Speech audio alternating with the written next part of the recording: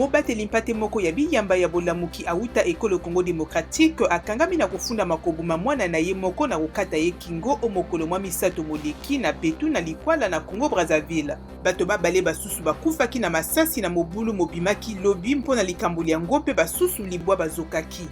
Bato koleka nkoto mibale na nkama motoba bakimi bitumba ya bayaka na bateke na maindombe bazali na lolenge ya mpasi na mboka Ngabe na Congo Brazzaville ekebisi mabongisi Caritas. Bana na mibu ya kokende kelasi mingi bazali kati na bato baye.